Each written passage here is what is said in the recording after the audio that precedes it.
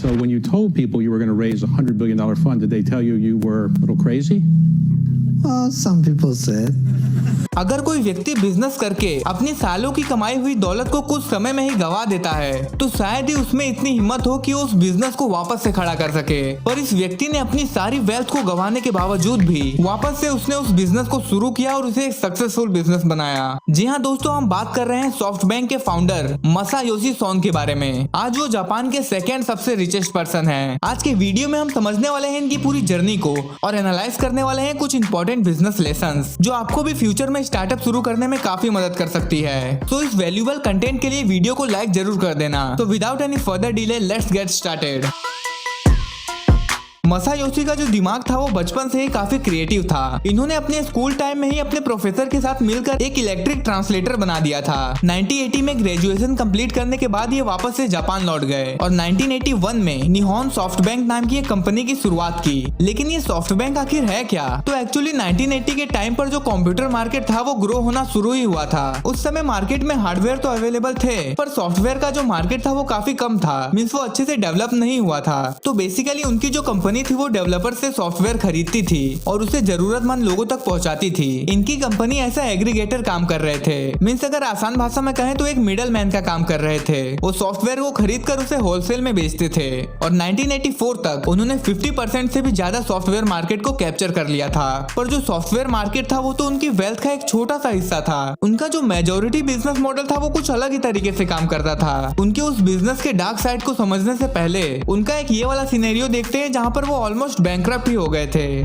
कुछ ही समय में इनकी सारी वेल्थ का डूबने का कारण था .com बबल, जिससे American share market almost crash ही हो गया था। अब ये .com बबल क्या है? तो बेसिकली ये बात है तब की जब इंटरनेट जस्ट शुरू ही हुआ था और उस समय बड़े बड़े इन्वेस्टर्स का ये मानना था कि जो आने वाला फ्यूचर है वो इंटरनेट पे ही बेस्ड होने वाला है और आने वाले समय में इंटरनेट की डिमांड भी काफी बढ़ेगी। इसीलिए वो इंटरनेट बेस्ड कंपनी जैसे याहू, अमेजोन और ईबे जैसी कंपनियों में खूब सारा पैसा डालने लगे और बड़े इन्वेस्टर्स को देखकर छोटे इन्वेस्टर्स भी अपना मेजोरिटी पैसा इंटरनेट बेस्ड कंपनीज पर डालने लगे।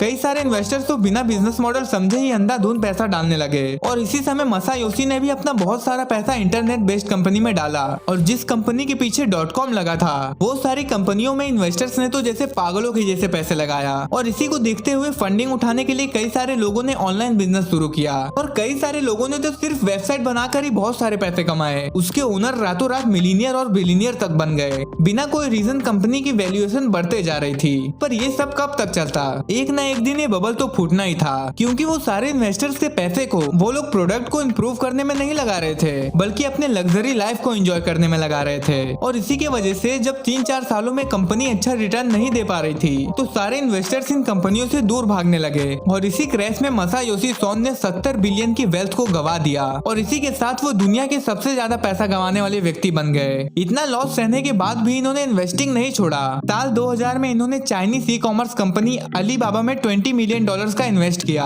और साल 2014 में अलीबाबा का आईपीओ आया और उनका वो $20 मिलियन का वैल्यू $50 बिलियन से भी ज्यादा हो गया।